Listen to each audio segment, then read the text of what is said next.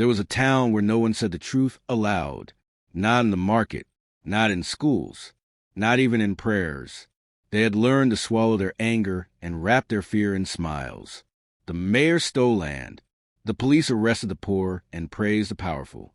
But no one complained, because complaining brought consequences, and consequences came fast.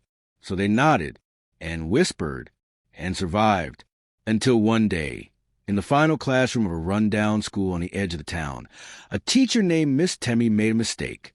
She gave her students an assignment. Write a letter to someone in power. Tell them one truth you've never said out loud. The students were confused. "Can we be punished for what we write?" asked Musa, whose father had been arrested without charge. "Will anyone see it?" asked Amaka, who hadn't eaten since the day before. Miss Temi smiled, thin and tired. "No one will see it. Just me. I promise." They wrote, at first, simple things. "There's no water at school. My brother died because the clinic had no doctor. The police slapped my uncle for asking why they took his bike." But then, bolder ones. "Our president wears foreign suits while we wear hunger. My mother lost her shop because a councilman demanded a bribe. My sister was taken. No one looked for her." By the next week, the class had written over 100 letters. Miss Temi read each one in silence. Then she cried. She didn't know what to do. She was a teacher, not a soldier, a widow with 2 children and half a paycheck. But she remembered something her own mother once told her. Sometimes, silence grows too big a hold. So she bought a stack of brown envelopes. She copied each letter in careful handwriting, without names. She mailed them, not to the press, not to the government, but to the people, random addresses across the country. Each envelope contained a letter and one simple line, written by a child in silence. "Read it loud." And something happened. An old man in Lagos read a letter about a child eating paper to suppress hunger. He posted it on Facebook. A university student received one about a boy sleeping in a school with no roof.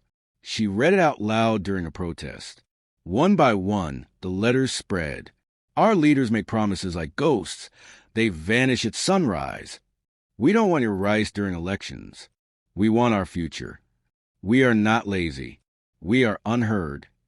Soon, journalists started asking, "Where are these letters coming from?" The town panicked. The headmaster called Miss Temi to his office. "Did you start this?" he asked. She said nothing. We could lose our funding. Or worse. Still, she said nothing. Until one morning, armed men arrived at the school gates. The children saw them from their classroom window. One whispered, "They've come from Miss Temi." But before the soldiers could enter, the children did something they had never done before. They walked outside, all of them, carrying sheets of paper, holding them high, not shouting, not chanting, just holding their truths. Each one stood silent, but the silence was so loud it shook the hearts of the watchers. The soldiers didn't shoot. They didn't speak. They lowered their weapons and turned away. By nightfall, images of the children, dozens of them, standing still with paper in hand, had gone viral. The letters became a national conversation. A movement formed. Silence is not neutral. Newspapers reprinted the letters. A few brave broadcasters read them on air. Activists carried them to courts, to town halls, to parliament steps. And Miss Temi? She was suspended from the school. But she was also invited to speak at the National Teachers Forum. She walked onto the stage in a borrowed dress and said only this. The children were not loud. They were just finally heard. Years later, a museum was built in the capital, not of weapons or presidents or generals, but of letters.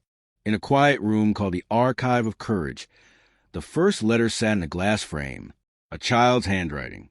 No name, just this line. "Dear sir, I know you're lying, but I still hope you remember how to tell the truth." Subscribe to this channel. Like and share this video to get more inspiring and life-changing stories.